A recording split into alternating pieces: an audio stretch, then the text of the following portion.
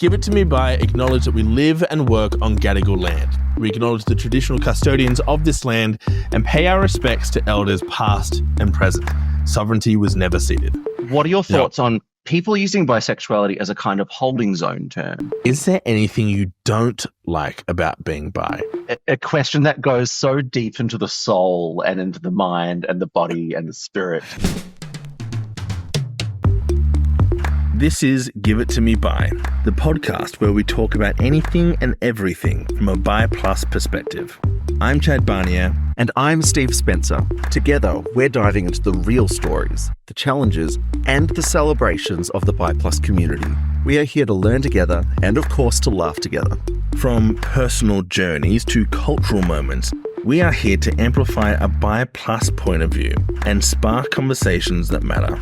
So, whether you're bi, pan, queer, or just curious, join us as we explore the world of bi plus experiences. Now, let us give it to you bi. My most gracious Chad, welcome back to the pod. My most gracious Chad. I like that. That's cool. My new honorific, and you have to stick to it. My most gracious, yeah. I was just going to say my favorite thought, Steve. And Baby's favorite thought. Baby's favorite thought. Steve, you are going away soon, and I'm so excited for you. Are you in need of a rest? I am in need of a rest. How do you usually holiday? Are you an activities person? Are you read a book by the pool? Like, what's your version of a getaway? Oh my God, this is really sad because I was just Googling gyms in Byron Bay before I got on here. Great. Okay. Yeah. Look, it's sad. It's tragic. But I am a creature of habit and a creature of comfort. My happy place is my sofa. And then my second happy place is the gym. And Great. Just like generally, like my idea of a holiday is just eating at home. And so anything beyond that is extending me beyond my capabilities. So I like to just make it as comfortable as possible, but then I fall into the rhythm. And if it's a nice trip overseas or something or elsewhere, then like just touristy, just like soak up as much vibe as possible. But we're just going to Byron. So, yes. But actually, I do have a bi life. Oh, please tell me. I'm a little bit low on the bi lights at the moment. And it is, look, this is self-indulgent, sort of. When I'm in Melbourne, it's also my close friend Sarah Fegan's wedding. So we'll be celebrating. And I'm so excited. It's got like a rock and roll wedding. Also, bisexual icon Sarah, another person living with HIV who is just the most incredible person. So good. Yeah, she's getting married to her husband. And they're doing tattoos. It's a pub wedding. You're stealing my ideas, Sarah. There are tattoos upstairs. It's just going to be so wild. And I asked her, what can I wear, Sarah? Because, like, comfortable. I like comfortable gym wear. Yeah. And she's like, oh, just something cool. Like, something fun. And I'm like, great. Like mesh and nothing else. It's like, it's very formal. Open for interpretation. But formal. And I'm like, no. So I might have to get cool, formal rock and roll these days is kind of cowboy, right? It's that Orville Peck vibe. Yeah. You can do something like that. Do I have any of that? Probably not. I love a rock and roll wedding. So my partner and I have both worked in the wedding industry. Heidi has managed and run weddings and planned weddings, and I've been a wedding photographer in a previous life. And I'm adding this to the list. Is someone on the listeners keep tabs on Chad's past lives? Yeah, wow. Please don't. You'll get RSI in your writing hand. Yeah, so we've been to a lot of weddings, and my biggest advice to anyone is just make sure as much as possible it represents you, because so many weddings are very insert name here, and you couldn't tell this person's wedding from that person's wedding. And so I come from a music background, a bit of a rock and roll background, and I'm covered in tattoos. And one of my favorite ideas is getting a tattoo artist to just hang out for the day, and just anyone that wants a tattoo gets one. I pay for it, and I think it's the only way I will ever get Heidi to get a tattoo. Oh my God! Can you and Heidi decide what tattoo I get? Well, I could definitely decide on the tattoo for you. I love this game. Yeah, well, you're the tattoo master. I mean, listeners, if you ever get a chance to catch Chad on the street or at one of our events. On the street? On the street, just accost him consensually. It's like, hi, take your clothes off. Show me your tattoos. That's what I do when I see you. That is half true, yes. Okay, so I have a bylight, and in the future bylight, because we're recording this last week, by the time this goes to air, we will have had the book launch that I hosted and emceed last Wednesday for the Elixir Effect, and I'm so excited. It was so great. We had a great time, and thanks for coming out. Incredible. I was really looking forward to that event, and it's kind of even just in the lead up to it, because I haven't done it yet. All jokes aside, I haven't done it yet. I'm very excited to get back on stage. It's been a while, and get back in that rhythm again and get those stage juices flowing. I miss the stage a little bit. The stage yearns for you, Chad. In so many ways. The Elixir Effect has a fantastic Instagram page. Yeah, give it a follow at the Elixir Effect on Insta, and there are just some fantastic interviews in there. A lot of stuff about the book, interviews with people about bisexuality, sexuality, masculinity, and especially after last week's episode about bi men, it's just been touching all the feels. So yeah, totally. If you enjoyed last week's episode, that was catered more specifically around the topic of masculinity and bisexuality and how they intersect, you will really love this book. Please make an effort to pick up a copy of the book. Unfortunately, if you didn't come this week to the launch, you missed out on a signed copy. You might be able to get them after the fact, I don't know, but definitely get yourself a copy. I've read through most of the book, and it's fantastic. It's really cool. And speaking of last week's episode, it turns out people are really into eating people out during RuPaul's Drag Race.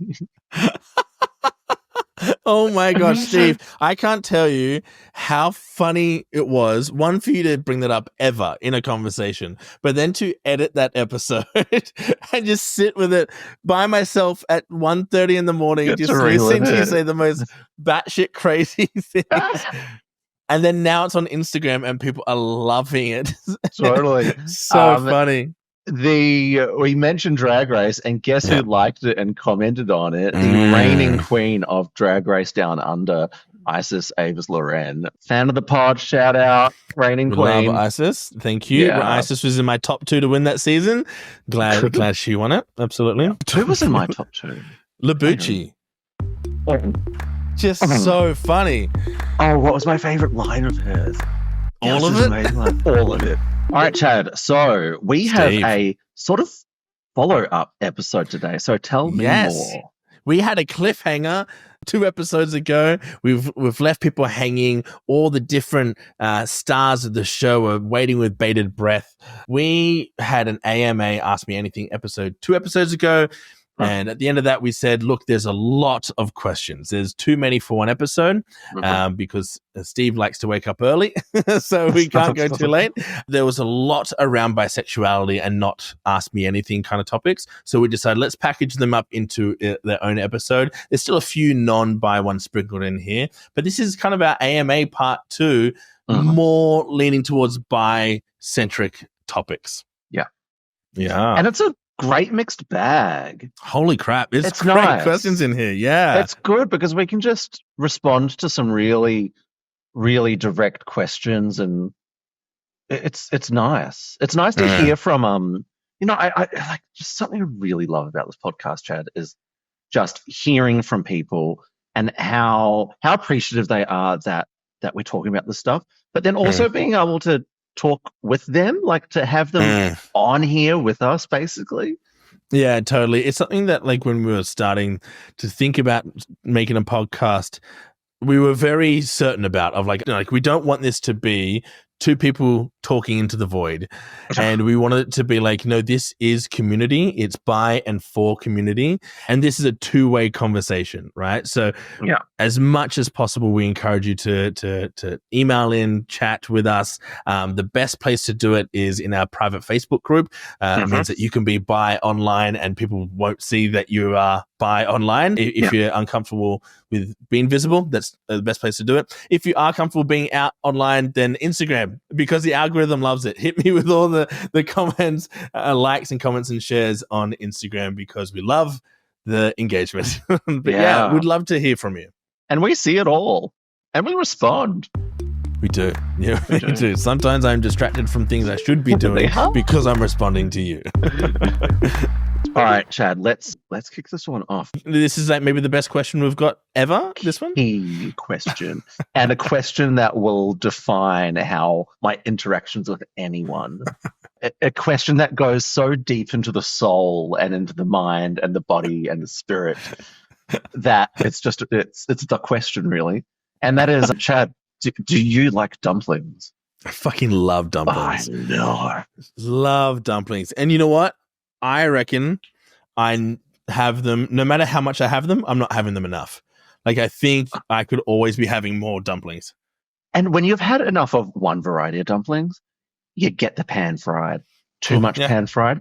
You get the ones with the, oh my God, the ones with liquid in them. How in the dumpling session have I forgotten the soup dumplings? And then you get the mixed bag. So good. It's, you know what? Maybe I need to order some. Doing it. It's never a bad idea.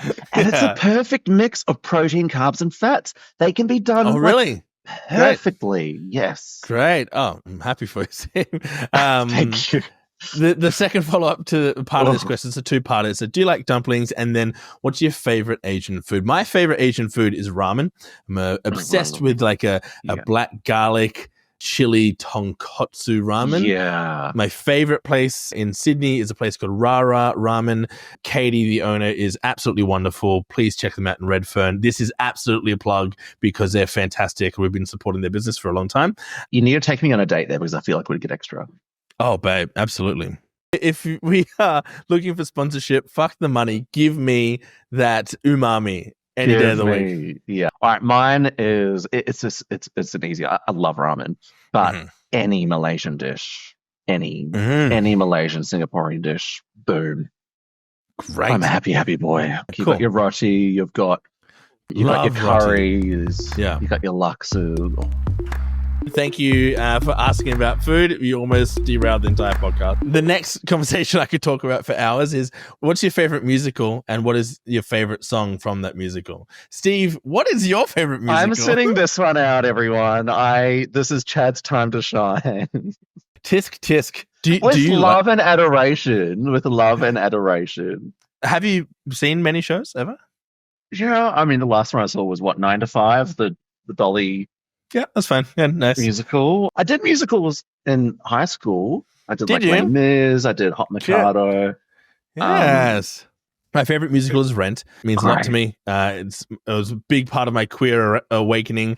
And my favorite song from that changes by the week. Take Me or Leave Me is one of my all-time favorites. That's a bad mood buster.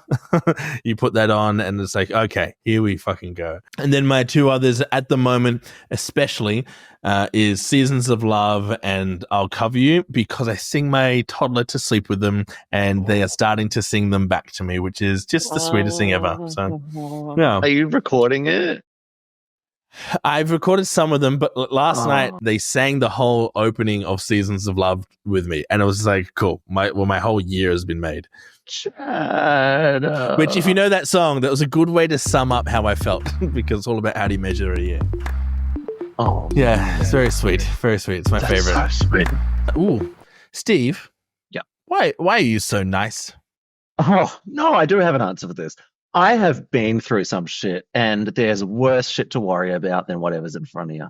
Good answer. I don't have an answer that's too different. Honestly, I have dealt with mental health a few times, mental health challenges with depression, and it sucks. And when I'm not in those seasons, I know just how tough anyone could be having it on any given day, and you would have no idea. And so if the default is just be the fucking best person you can for somebody, it's like, that's a pretty cool way to be. Don't always get it right. But I've also worked customer service and like retail and events, and you learn that it goes a long way. Being a nice person goes a long way. Joy and niceness can just unlock doors for you. It's why bring anything other than joy into your life? You have control over what you do. Bring the joy, bring the niceness. Shall we get into some bi questions?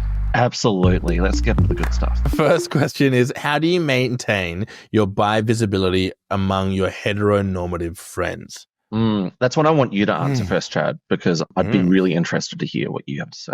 Yeah, sure. I feel like I kind of interpret it two different ways. One is how do you, as in like the royal you, how do you everybody, and then how do you us?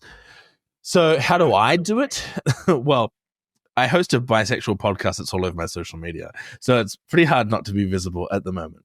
Look, I have been very intentional to bring it up over the last few years. When Australia was going through the marriage equality debate, I was thanked by a lot of people for being a good ally for fighting for marriage equality because I was apparently not visible enough as a queer person for people to recognize that I was fighting for my own rights. Yeah, wow. Which is great. It's great to still be an ally. Awesome. Always be an ally. But that really kind of burnt me a little bit. And a really, really, really, really long way in the future teaser, that is kind of the topic of my musical that I'm working on. I kind of made it a point that like the right people get to know, the people I know that are going to engage in conversation about it, get to know more. There are some people that I know like very debatey kind of people. They're like, I'm not fucking talking to you about any of this stuff. They're like, is because a lot of people think in the abstract and the conceptual rather than like, this is someone's lived experience. Yeah. And those people I kind of I don't need to for those people. So, but I have worn queer merch, listen to very queer music. I celebrate and share other people's queerness very openly. I consume a lot of queer media like Drag Race or Queer Eye, all that kind of stuff. I engage in that quite openly. Yeah, I guess Steve pointed out rightly so last episode that like you turning up as yourself is you turning up as a bisexual person. Like that is bi visibility. Yeah. People just need to know the word, right? So like you can be exactly as you are and just that's a visible bi person, but people might not know that you're bi. So then it doesn't look like bi visibility. So I guess it's about being explicit. So like you can turn up and be the butcher's mask guy that loves to play footy or whatever, or do MMA jiu-jitsu. Or you could be the campus queen that loves to walk the stage and do musical theater and put on makeup, right? All of that is bi visibility, but it needs to be explicit, I guess. And the level of explicit is up to you. Yeah. It's funny, like, I'm not sure if you have had this experience, but because a lot of people come out to me privately, and I've talked about that a lot on here. Like, I can enter a room and see a completely different room to what other people see, because I see a bunch of bisexual people that I know that are bi, but they haven't told anyone else. And that visibility you're talking about, the explicit nature of it, is just the notion of us putting our hands up and saying we're here. And you can do that, like you said, in so many different ways. This one is directed at you, Steve. What do you think has been unique about your coming out experience as someone who previously identified publicly as gay and now publicly identifies as bi plus compared to those who previously identified as straight? I love this question because it's something I ask myself a lot. It's given me years of insights into the experiences of queer men, particularly gay men. And I think through that, I've seen it for all its beauty, but then I've also seen it for all its faults as well. And then just to see, how inequitable things are for bi people. And if we're talking about the male space for bi men. And so it's given me a really unique insight in that, I can very confidently sort of assert things about the LGBTQ plus community because I've always been a part of that community. I haven't really ever felt like an outsider. I've always been in it. But then my coming out meant I had to take a step, take 1 foot out of it for my own security, safety, sanity, all that sort of stuff. And that's not necessarily a bad thing because I've grown so much. I feel like I've become a much better person. It's almost we sent a bi spy behind gay lines. It's a little bit like that because I really love what you said. It's like you've always felt part of the queer community, which is probably an atypical experience, which is quite cool. Like, there are plenty of times in my life I wish I felt comfortable as a queer person in the queer community. Yeah, absolutely. And in many ways that's a privilege, but it would be more of a privilege if I wasn't out.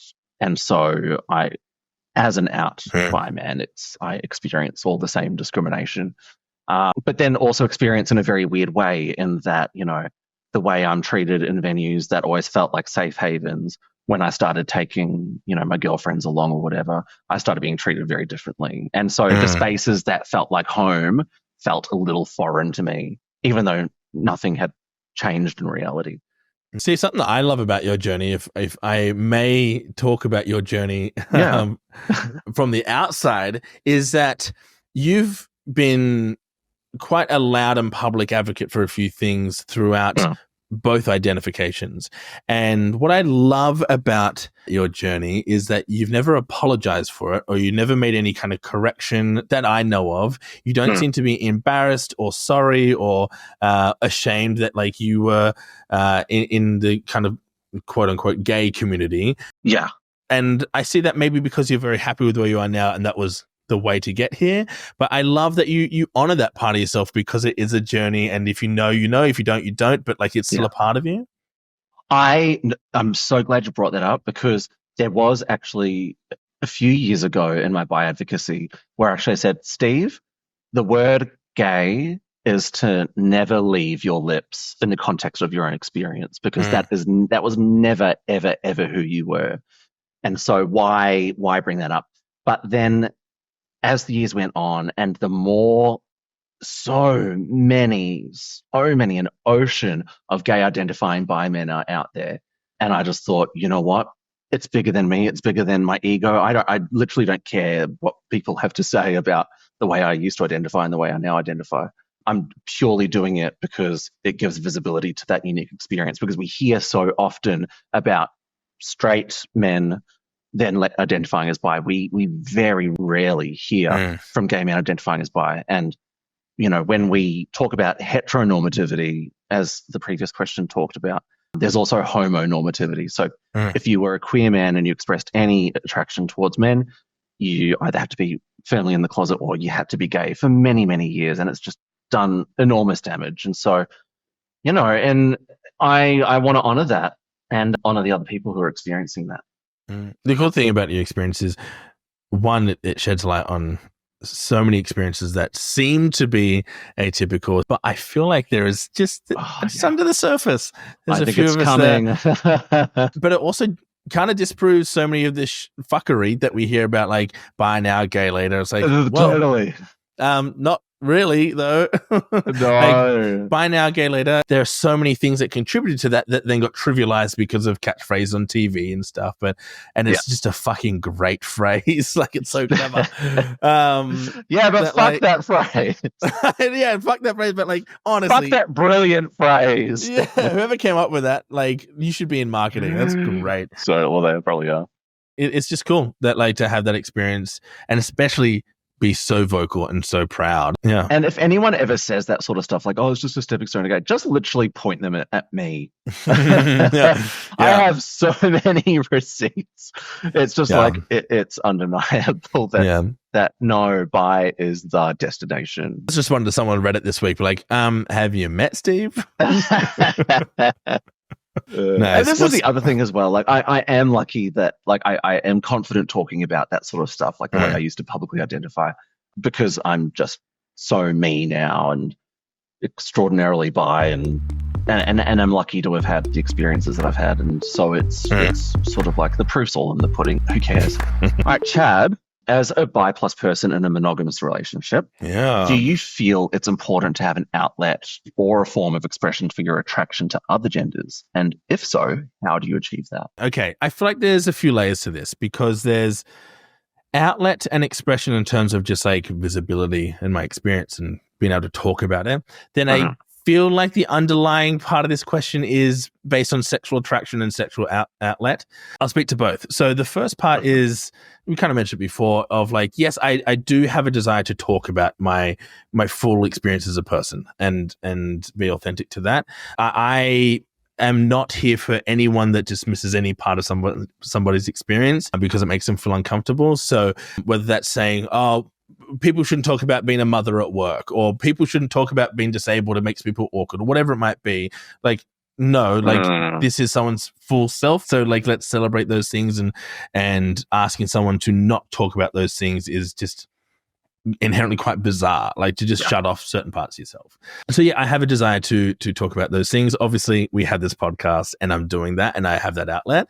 If it wasn't the podcast, I'd be involved in some kind of advocacy work, which I have done in the past and may continue to do in the future. Well, kind of already am in the future.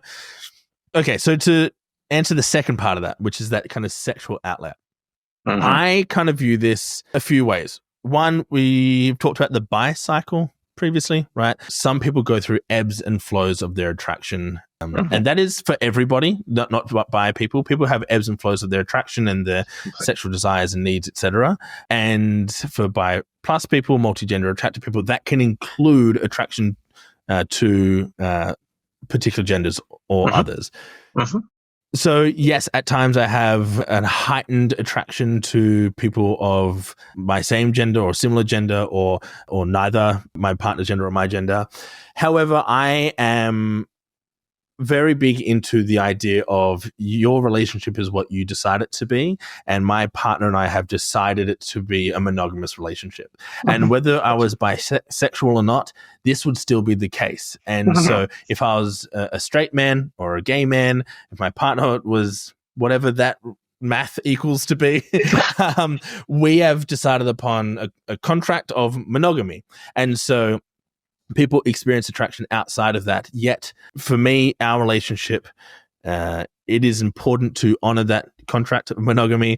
It is important to not act on any kind of attraction or urges or anything like that. And that would be the same if it was any kind of contract in a relationship, and not even just like a romantic relationship. If a friend tells me a secret and says, please don't tell anybody, then I get to choose if I tell someone or not. And if I break that, I'm a bit of a dick. If I don't break that, then I have earned their trust. And that's the same way I view this. Is that like we have agreed that the relationship is between us two. That may change 10, 30, 40 years down the track. I'm not aiming for it to be so. It's not a goal of mine, if that makes sense. For some people it is. And I want to make sure that I'm clear that like, if that is you, that's totally fine. And that's worth talking to your partner about and navigating that with your partner. If you are in a relationship, if you're not currently in a relationship and then you want to be, you should kind of lay your cards out and make sure that is clear. But yeah, that's kind of where I stand on that. Hopefully that helps people who are also in that boat. I know that it can be a tricky conversation to have. Yeah, I think you like picking up on the point that people really need to understand that you get to define all of your relationships. You are the master of your own fate, right? And so with the people that you hold dear to you, in whatever form of relationship that is, familial, friendship, romantic, sexual relationships, you get to define there's no rule book. There's none. I guess for me, it's more about acknowledging our lived experience and our attraction. And like, for example, my partner could be attracted to many people that aren't me. Just because they're not queer identifying doesn't mean that they're not attracted to people. My partner has communicated attraction for Zac Efron in the past or different people. And like there's plenty of people outside this relationship that they might want to bone. But like we have an agreement that we don't do that. Right. This is crazy. It's like as if straight or gay people that go into monogamous relationships just end all attraction to anything or anyone. No, we're human beings. Like people are, it's natural and normal. Yeah, I think it's just a taboo topic. So like the only reason it feels funky is because people don't talk about it. And so the more we talk about it, the more we go like, yeah, I have attraction to multiple genders of people, and I'm choosing my partner every day. And I believe love is an active term. You choose love and you act in love. And so I choose that every day. I choose my partner. I choose our relationship and our life together. And then so that's where we're at. That's where we'll continue to be until a point where my partner and I decide not to choose each other. And I don't see that in the future for us, but it could come. And that would be when we decide to change course.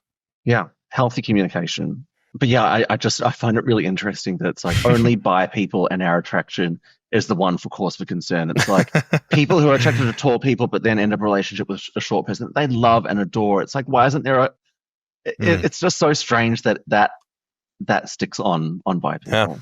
No, your experience, I'd say, is the most common one amongst bi plus people.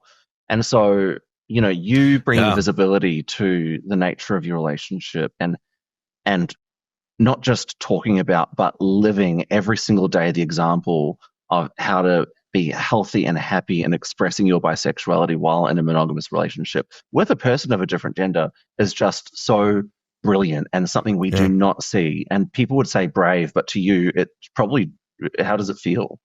Well, I guess a little bit brave. You know what I mean? Like, totally. because it's not spoken about, because it is a taboo topic, because people aren't really talking about it that openly. And when people have these kind of private relationships, they have private arrangements, and then they keep the results private as well. But the stats about coming out to your partners is quite dire, unfortunately. And so my partner have a wonderful relationship, and I want to kind of shout about it because I feel like it helps and it could add to like a pantheon of other good, healthy relationships that then influence those numbers. So, Steve, I shared a stat with you today that out of when bi men come out to their female partners, 30% of women break up with their partner straight away.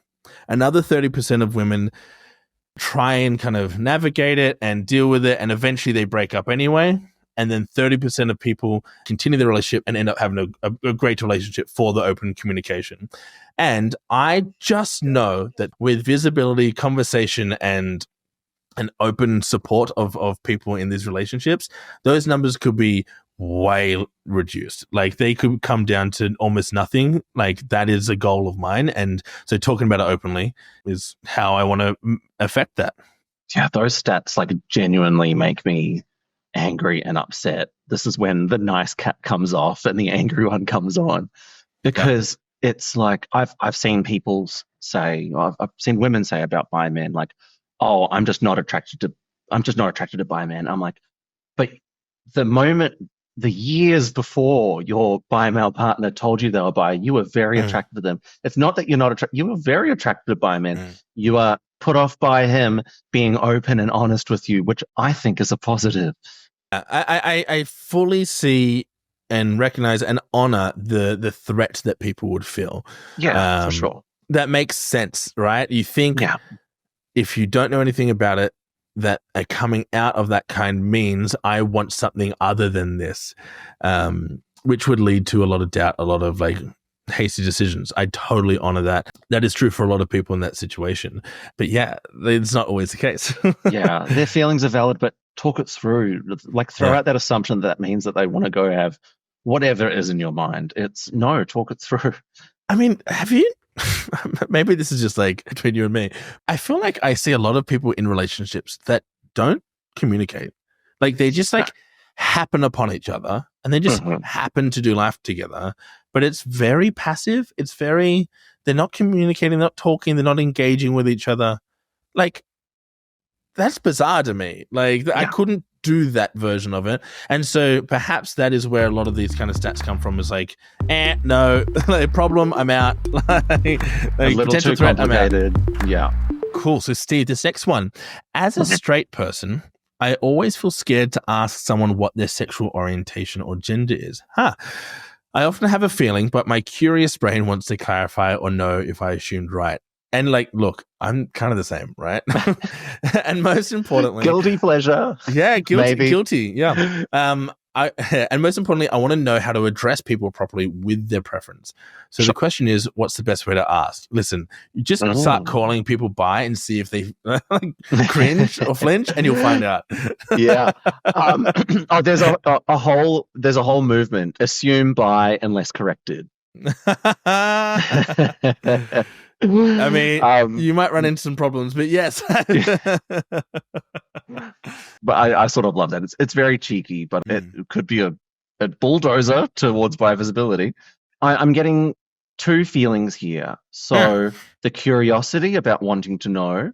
And so my initial question, where's that curiosity coming from? Is it so that you can be an ally for them, or do you want to just know, or is it coming from the right place? And I always assume the best of people. So it's just that you want to know, and you want that part of them to be a part of your life and your relationship, your friendship, whatever it might be, which is great. Almost analytical ADHD mind of, I just need to put things in boxes. It just is easier. Totally. Yeah. Because who knows what might come up in future. Just like, oh, I know, I just saw a cool bi meme. Who can I send this to? And like to have as many bi people or whatever, if they're the gender or their, whatever identity they might have, to share that. And I think that's really awesome. So I love that curiosity. I think like the key is sensitivity, right? Like, totally. Best to kind of create a context where like it is natural and comfortable, and like that it's not like you barreling them up next to the water cooler. That is such an 80s phrase. And saying, hey, are you a queer? Like, hypothetically, your intrigue could lead to something great because like we have this podcast and I have multiple people who I think could be bi. Like it's kind of been on my mind, and like, I want to get them on the podcast, but I don't actually know. Like they've never said it. It's just, I have a radar that I think, can I ask? And so like, I'm not really going out there asking tons of people. Sometimes I'm like, hey, are you big fat queer like I am? Yeah. I often find myself also in the context of this pod where, I'd love this person to come on, think they might be, and you're in a position where you actually have to ask them. But and I've figured out on the fly, so I've never actually had to interrogate this too much because it does sort of come naturally, but I have found myself, I just ask, so how do you identify? And if they have something lined up and something they really strongly identify with, they'll tell you probably what that is. Whatever that might be. But if you want a specific one, you're like, and like, what about your sexuality? And like, notice my tone there. Like, it goes up. It's curiosity. It's welcoming. It's light. It's not judgmental. It's light. Yeah. Yeah. I think also like sometimes it's just about letting time play out.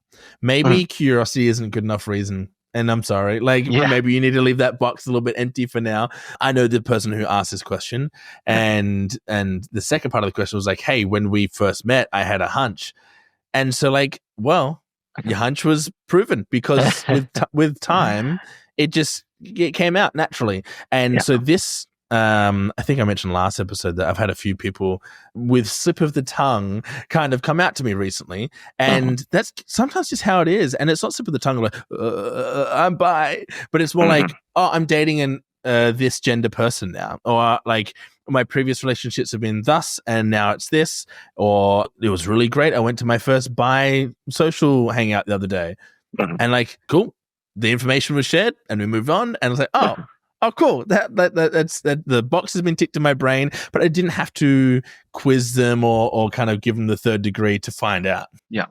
I think as bi people, because we're not part of a dominant group socially, we are more attuned to finding people like us.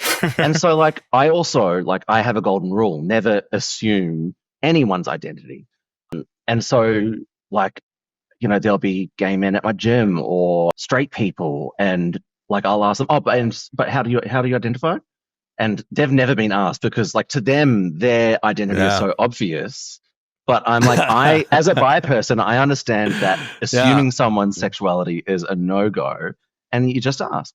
That's a great little like power play, like a little game of like asking people who clockably is something else. How do you identify it? Like, it's such like a I will ask straight people, gay people, bi people, all of them can and should be asked that question. Never assume. Absolutely.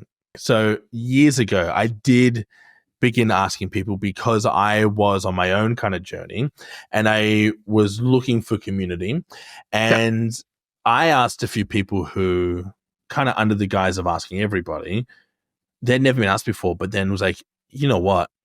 I think if I had to think about it, maybe I'm a bit bi. It's like, you've just every bloody time. You just never had anyone ask you. Yeah. I was like, oh, wow. Like, this question gave someone a little bit of freedom in this moment, not to use that. Like, it's not a bit, but like, it was interesting. You might light a spark by asking that question. So, it's such a powerful tool. Wield it with care, wield that question with love and from the right places, and you're good to go. And I think as a default, just recognize that nobody owes you anything. Yeah. Nobody owes you their identity or their No. experience, and they may not feel safe to do so.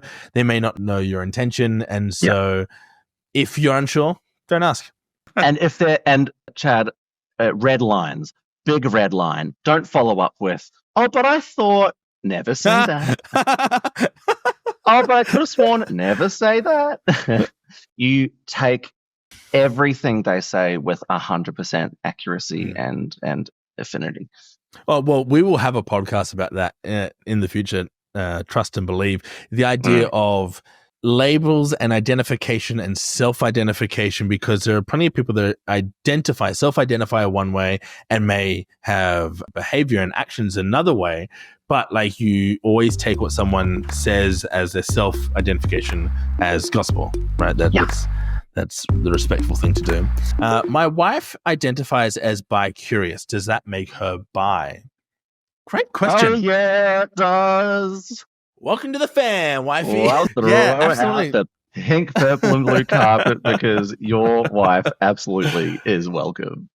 Yeah, your wife is great. Yeah, look, a bi and bi plus, more to the point, is an umbrella term. And so there's a lot of things that fall under the label of bi plus, bisexual, bi-curious, fluid, poly, pan, a whole bunch of things. And so, yeah, welcome to your wife. We love you. Come join the Facebook group. Yeah, absolutely. Yeah. And look, I'll tell you one thing that's really special about the bi plus community is that we are really welcoming of people who are fluid, flexible, curious, people who might say, I'm not sure if I belong here. If you're wondering if you belong here, you belong here. What I've found really wonderful is like all identifications have people that go through and are exploring at different times. And what I have noticed is that bi people offer a really great sanctuary for people for however long they choose to be here or not. And so going back to the bi now, gay later, there are some people that still identify as bi first and move through to another identification. For sure. But while you're here, while you are exploring and figuring it out, you are welcome. You're always welcome. Like, even if you're gay, lesbian, straight, whatever, you're still welcome. But you are part of the family no matter how long your stay at the bi station is. Yeah, beautiful. So we have a question, as I guess like a bit of a personal musing from somebody. I think it's quite a beautiful thing to ask, especially for a man. So this person says, I'm straight, but I appreciate men, their beauty, how they dress, all the aspects. And I can tell that to their face. Number one, you're amazing and love your healthy masculinity. Sometimes I wonder, am I secretly bi? I'm not sure because I haven't had sexual feelings towards men. Does being attracted to men but not wanting to have sex with them make me bi? This is, number one, such a beautiful question. Thank you for asking. Thank you for being so raw and honest. This takes a lot of introspection to be able to ask that on a public forum. Yeah. Look, we talk about bisexuality as a bit of a catch-all phrase. However, there are a few different ways to talk about attraction. And we call this the split attraction model. And there's a few other layers to that as well. And so there is sexual attraction. There's romantic attraction. Some people have just an aesthetic attraction. And so to get into the weeds of it a little bit, some people can be bi-romantic and heterosexual.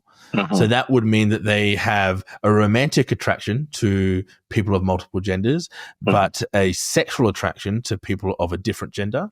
That can be flipped and reversed and remixed any way that you want. So you might be homosexual and hetero-romantic. So you might only engage in same-sex sexual activity and different sex romantic relationships. And you can add bi to the mix. Absolutely. You can be bi-romantic or bisexual and hetero-romantic. That happens a lot. And we have seen there is some stigma around people who are bisexual and hetero-romantic. A lot of the queer community dismiss that experience, saying, oh, well, they're just going to end up straight anyway, which is really quite unfortunate. So we see those people, and that is an absolutely valid experience of your sexuality. There's also things like aesthetic attraction. And Steve, maybe you can talk to some of the other ways that attraction can kind of take place.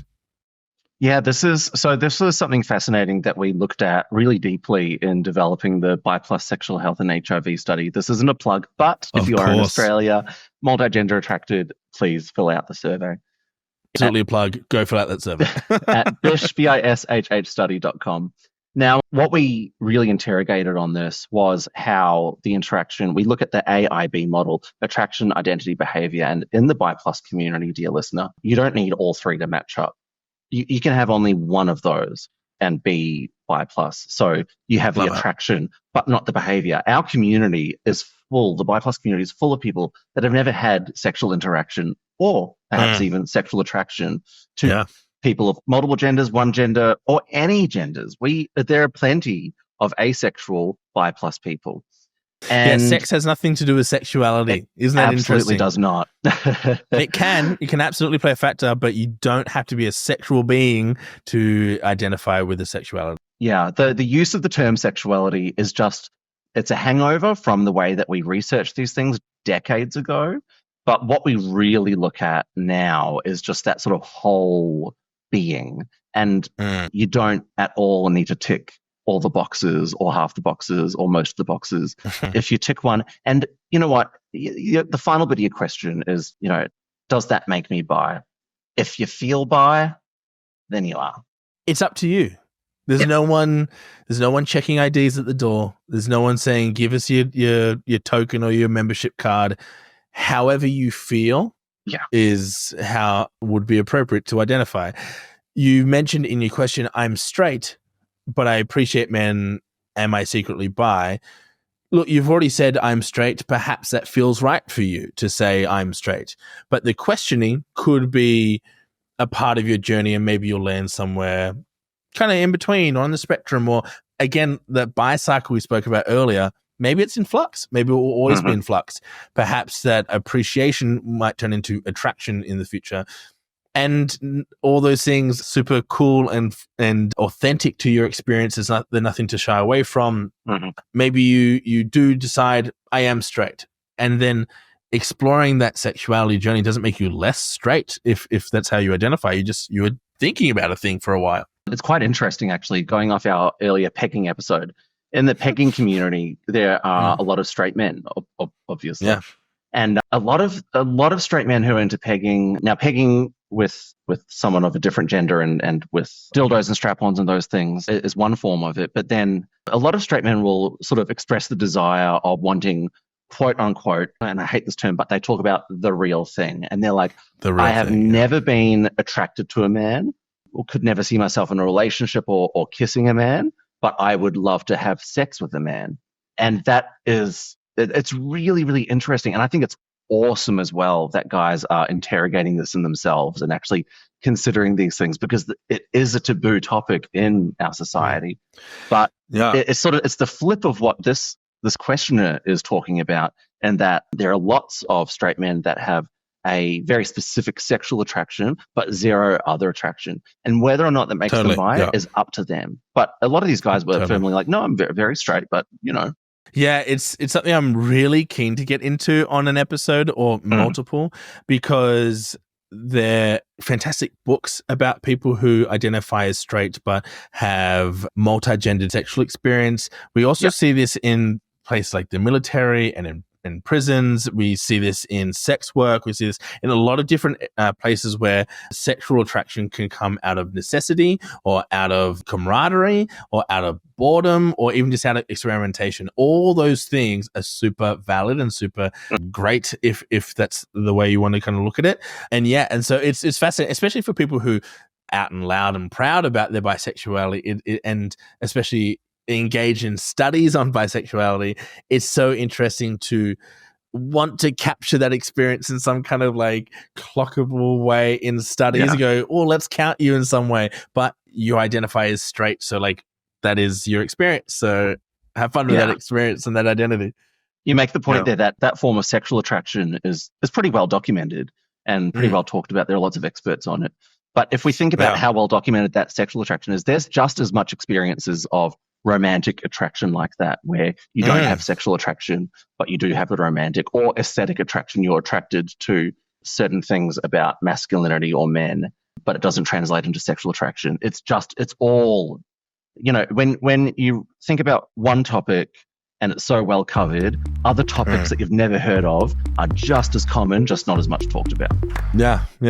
So I'm glad we're talking about it. Chad, is Heidi the best wifey of all time? Yes or no? Best wifey? I've never called her my wifey. Absolutely. Yeah, absolutely. She is so wonderful. We have a really strong and really thoughtful relationship, which I appreciate. We met each other quite young and we have grown together. We've seen a lot of life together.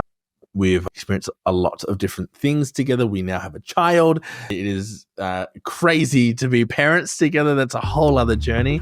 I adore that person and the ground they walk on. Yeah, absolutely. Beautiful. Steve, interesting question up next. Is there anything you don't like about being bi? Wow.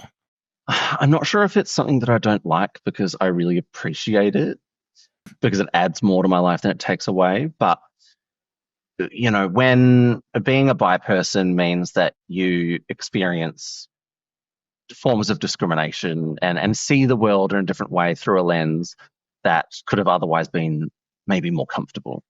But it's in that discomfort that I find community, find myself, find my joy, find hope, and find an awareness, not just of the discrimination I face, but then of the discrimination that so many other people face as well. It wakes you up to so many things. So yeah, there are moments where I get mad about the world and then realize there's no point getting mad. There's a good point in changing it. What about you? Is there anything you don't like about being bi? Yeah, interesting. I feel like you and I have a similar take of like it all sums up to a positive at the end. Yeah. So we try and be positive about it. I dislike biphobia in queer spaces. It feels like you've got to be kidding me kind of experience. It's like, what do you mean? This is here. I expected it out there, but I didn't expect it in here. That can irk me sometimes. I'm less and less out in the world because I am a father with a young child, and so I spend a lot of nights at home. But yeah, you can feel kind of on the outside, even when you're trying to have an in crowd. But again, a lot of the things I don't like about being bi are other people's expectations, assumptions, and experiences of bisexuality that they then put on me. Yeah. But it's not inherent in bisexuality. I love all of my bisexuality. It. Yeah. Oh, how good is it, Chad? It's the best, mate. It's fucking bonza. It's fucking bonza. It's truth. Shout out to our Americans. We've got quite a few in our Facebook group. We actually have a larger American audience than Australian audience. Did you know that? Have I told you those numbers? Yeah, it's slight, but it's Americans have taken over, which is pretty freaking cool. Can the Americans or North Americans tell us, do you understand 100% of what we say, mate? Or is it a bit, a bit funky-dunky there? That's not even a phrase. But how's your mate? No, we're not here to fuck spiders, Steve. And so I am not here to fuck spiders. Actually, to our American friends, how did you feel when I dropped the C word in the last episode? Were you really shocked, or was it a bit expected that it was eventually going to come? Oh, I love you, cunt. I love you, cunt. Steve, I have a question for you. This is something that I've not experienced, at least for quite some time. Do you feel your role in a relationship switches between dating different genders, or does it stay the same? Fascinating, because no, it doesn't, and that can be an issue because we live in a society that would expect me to behave in one way, and I've been socialized in a very different way. I don't take certain bullshit, and I also have awareness of certain things. And so, oftentimes it'll mean I come into something and there's like a novelty of like, I'm a hardcore feminist, but then how does that actually equate, or what does that actually mean? It often means that I forgo some of the expectations on me being a man because I believe in more equality. And these are just very specific examples, but it doesn't really change. I'll tell you what doesn't change. I'm always a top and a bottom. Why can't you just say a switch? Versatile. I got to spell it out sometimes, which is actually, I think, a really cool point as well to make, in that, it doesn't have to change anything. I get to be myself in all contexts. I also feel like this question is interesting. Gender might not play a part, but perhaps who that partner is specifically. So there are people who, of multiple genders, who may play a certain kind of dominating or protector or something kind of archetype, and then there are people of all genders that may play a different role, and somewhere in between for all those things. And I don't think that's inherently gender based. We have been socialized that way, absolutely. So I acknowledge and appreciate the question, but I wonder, perhaps if you were to date someone who was a little bit more masc than you, if you would fall into a different role, or if you're dating someone who was perhaps hyper femme, would you fall into a different role, or those different dynamics? Yeah, I definitely feel the pressure to switch roles between genders, but choose to not fall into it. All right, Chad, what are your thoughts on? We've talked about it a little bit, but I want to hear a bit more of your thoughts on it. People using bisexuality as a kind of holding zone term. Between gay, straight, or just generally, I don't know, therefore I'm bi. What do you reckon? I'm going to take it as maybe the questioner meant as a stepping stone, the holding zone for, say, a future different identity. This is a good question, because I have changed how I feel about this. Ooh. Yeah, I lean in. I used to be quite frustrated by this. I identified that a lot of my experience and frustration of being bisexual and how people viewed me in the world was influenced largely by other people using bisexuality as a holding zone identification and then moving somewhere else. Therefore, when I identify as bisexual, it is regarded with less authority, less trust in that being the truth. Yeah. And so I previously have been quite frustrated by people using bisexuality as a holding term. And I have friends who are gay who used it. And I just remember being like, oh, fuck you. Like, you kidding? Stop it. Yeah. I was so frustrated. However, it is frustrating. Yeah, it's super frustrating. Like, it is not untrue that is the case. Yeah. However, there are so many factors at play. We have grown up in a comp-het society, a patriarchal society that expects so much of everybody, and trying to break free of that is difficult.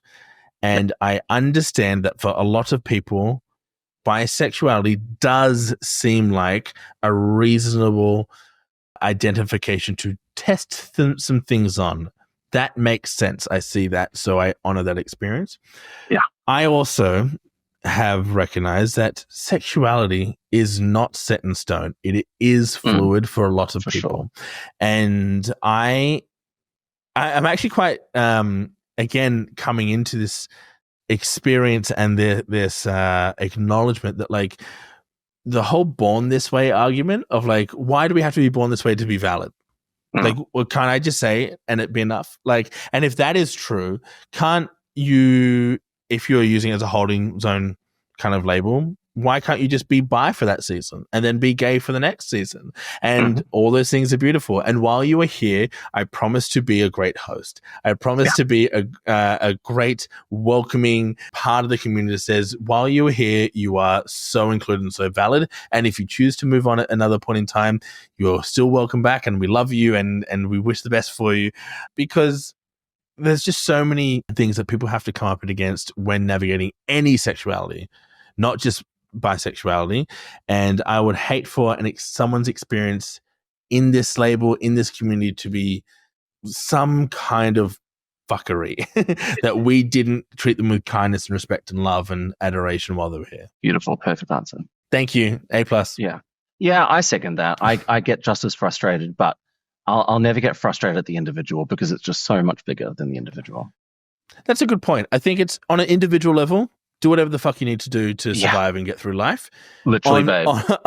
On a larger macro sense, what if we made everyone feel comfortable enough to just be who the fuck they want, and they didn't have to feel like they needed to test the waters somewhere, some in some way. So like, yeah, I will never blame any individual person. Yeah, on a larger scale, absolutely. I see how it impacts us as a community. Absolutely. But I might also add, if you're using it as a holding zone term, please also educate yourself on the experiences of bi plus people, because a lot of people will use bisexuality as sort of a holding or stepping stone term without actually understanding that, in fact, the reality. Because you said before, your own language, you said it seems to be a good stop, but it's like in reality we face huge health inequities. We face just lots and lots and lots of issues as a community and as individuals. It'd be really great that while you're here with us to educate yourself on that experience and realize, oh, okay, like, this is a very real experience for most people who are in here. And if you choose to go out onto another identity, share that knowledge. Absolutely. Chad, how can, this listener has asked, how can I be an ally to my bi friends specifically? Oof. This is such a good question, and this makes me really happy to hear, because it assumes that the person who has asked it isn't bisexual. So they earnestly want to be an ally. So thank you, question asker. Totally. Number one, listen to your bi friends when they talk about their experience. Believe them when they share their experiences. Don't assume their sexuality based on their partner. That's a big one. If I'm dating my partner who identifies as female, I'm not straight. If I'm dating someone who identifies as male, I'm not gay, right? Believe that. That is just very baseline. Incontrovertible truths. I ruffle a few feathers by saying I believe ally is an active term, the same way I believe love is an active term. I think passive allyship, I'm going to ruffle some feathers. Passive allyship is a bit of a crock in my eyes. I think you need to be active. And so one of the biggest things you can do, honestly, out in the world, is call out biphobic comments when you hear them. Please, Ryan? Please do. Don't let that become normal. Actively use your voice as someone who isn't in community, who won't get blamed as being too sensitive or being defensive, as someone who has privilege of being a straight person, or perhaps you're gay and maybe that's a different case then, but call out biphobic nonsense. And if you listen to this podcast, hopefully you have an idea of what some of those biphobic things are. That goes a long way. And if you can do it in front of a bisexual person, you've got brownie points for life. Totally. For life. And just make space for bisexuality in conversations about queer issues. So if people are talking about pride, or people are talking about whatever, and they go, oh, that gay parade. It's like, well, it's not a gay parade, it's an LGBT. You know what I mean? Like, you're acknowledging the whole full experience and the full spectrum of queer experiences. It's not talking about gay stuff, like let them talk about gay stuff. But like when they're talking about the full community, like be the person that says yes, and also, you know what I mean? And that it just goes such a long way. If I heard that out in the world, I'd probably start crying on the spot. Totally. I've got two things, one serious, one less serious, but both important. Please. The first one would be, on top of calling out biphobia, in certain spaces, call out misogyny and call out misandry as well. Because if you, in a space, say a male-dominated, a gay male space, and you are being misogynistic, that is telling me that my female partners aren't welcome.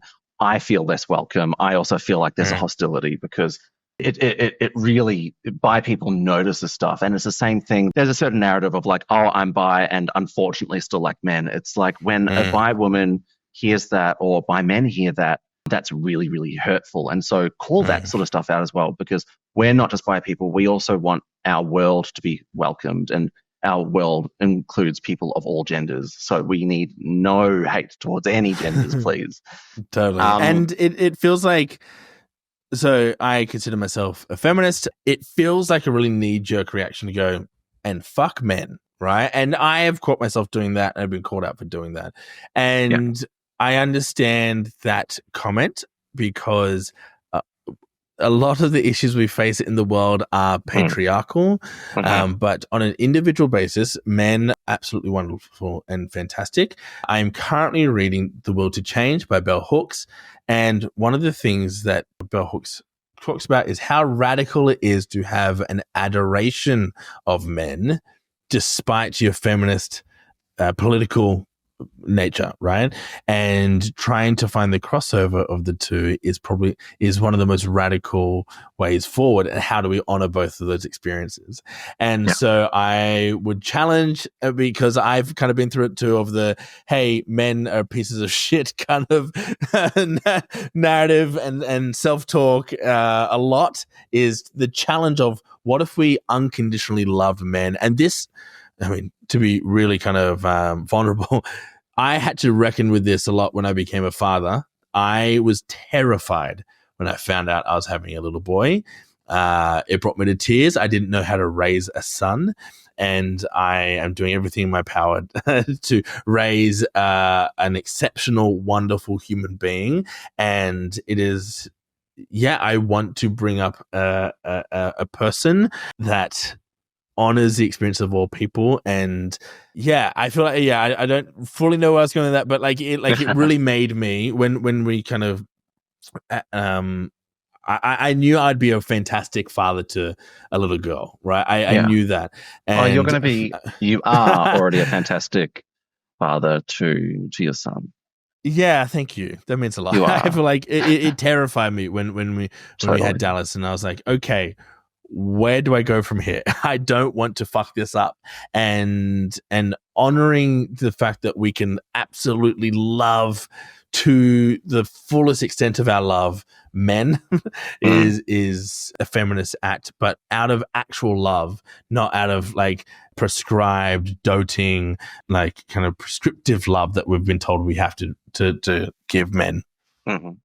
And just on that last question, how to be an ally, the second point is join our world, and memes are a really, really great, fun way to be part of our world. It brings me so much joy when my non-bi friends send me through bi memes. Yes, I've already seen it 5 times, but that's not the point. That's not the point. It's that this person sees me. It's that my friend appreciates me. And when they saw this, they went, oh my God, I have to show this to my bi friend. It's so funny. And I tell you what, I eat it up. I love it. So memes. I get so many memes sent to me from people. Actually, I've got 2 particular gay friends that send me bi memes, and it's like, yes, I've seen it so many times already. Weeks you never say that, Chad. You can't say that. Oh, you can't never say that you've seen it. Never say it. That is the rudest thing you can do. Yeah. Always say right? But when they send me those memes, I see it as a really active act of being like, I see you and I honor your identity and experience in the world, and it's really beautiful. So it's not actually about the meme, it's about oh, you love me a little bit. It's cool. Okay, we have 2 last questions, and they're deep ones, but we might have to keep them pretty quick because we're going a little bit over time. What are your stances on ethical non-monogamy as a phrase and in practice? As a phrase, the language around what we are talking about has always changed. And I feel like we will move beyond ethical non-monogamy as a term. And I already see that as well in the E&M community, that term is being scrutinized. And so I look forward to seeing what will come out, because, the implication that non-monogamy is unethical, it's already on the label. Non-monogamy should always be consensual, should always be these things. Yeah. Non-monogamy that is non-consensual is unethical monogamy. Radically unethical monogamy. Yeah, radical unethical monogamy. Yeah. They're interesting. I like the delineation in the question. But yes, in practice, how do you feel, Steve? And in practice, go for it. We've lived in a world that for too long has said there's a rule book, and there is no such thing as a rule book. We decide what we want, and we do that with proper communication. And there are so many resources out there. Even if you're not into ethical non-monogamy, even if you're not into polyamory, to follow those resources and just expand your mind a bit on different forms of relationships. It's really, really interesting. That's a great point. I mean, for myself, I am all for E&M. I love the idea of it. It's something that I'm choosing not to partake in. It's not something that I want for myself, but I love reading up on it. I love engaging in the literature and the community of that, because I see it as almost like the next frontier of people, right, and exploration and relationships. So it's super fascinating stuff if you want to get into it. Chad, how have you practiced or maintained code switching? Super interesting for the BIPOC community. Ooh, I'm so glad this question got asked, because this is a phrase that I've clocked this in other spaces, particularly as it pertains to race. And so I felt uncomfortable using it previously, but it's interesting to see this here, because absolutely I have experienced code switching. I often feel like a fish out of water. I often feel like in straight spaces, I don't have a fucking clue. And especially around men, I feel quite, to quote another favorite musical of mine, on the outside, always looking in. Even just this weekend, my partner went away for a girls' trip, and I said, "Where's my invite?" And they're like, "Oh, we'll invite you when the boys comes." Like, oh, that's all for me. Oh, I feel really uncomfortable. So I have definitely had to put on almost like a character when I'm hanging out with certain types of men. Particularly, I try as much as I can these days to not do that and offer my current, more authentic self in all circumstances. We're all looking for safety, right? We're all looking for safety and security. We're all looking for safety. We're also looking for appropriateness. And so I have had conversations with people about language and triggering and all that kind of stuff previously. And the way I break it down is, I will have a certain type of conversation with my nan, I'll have a certain type of conversation with my boss, and I'll have a certain type of conversation with my partner. They are all very different conversations, even if it's about the same thing. None of them were inauthentic to me. They were all authentic representations of me in the world, but they were appropriate for the situation I was in. And that's how I kind of justify a certain level of code switching. I will act a particular way to maintain my safety in certain groups of straight men. And perhaps I might code switch a little bit more if I'm around a full crowd of queer people that I feel safe to kind of let my queer self kind of hang out. I used to practice this a little bit more actively in the past. I used to really play various roles myself. I'm trying to blend the two as much as I can these days. What about you, Steve? Yeah, it is very interesting, because I definitely catch myself doing it. And I always have that question of like, well, then who's the real me? I'm like, it's all me, right? It's all me. I'm just expressing different parts of me, and that's normal. I think code switching is very normal. I think it's a natural thing, but then it's also a reaction to your environment. And so, yeah, I'll find myself like throwing in the hey sis with my gay friends a bit more than I normally would. And then like, I don't know, I also find like when I'm with other bi people is when I'm pretty calm and when I feel really just comfortable, because it's kin. We are kin. And then like when I'm on the farm, my family farm, I definitely feel very myself, just a bit calmer, like a bit less having to play a role that's expected of me or that makes me part of the social group that I'm in. Because we all want to fit in, and we all want to be, we all have language, we all have different codes. That's literally what it is, different codes, whether it's body language, actual language. I hope you know that Heidi and I would love an invite to that family farm of yours. We'll do a little holiday down there with you. I'll take you on a safari fully. There's like 800 kangaroos. There's so it's 300 acres. There's one emu, which I've spotted I spot once every 5 years. And it'll be like sunset, and it'll just be graciously running across a ridgeline. And you're like, this is ridiculous.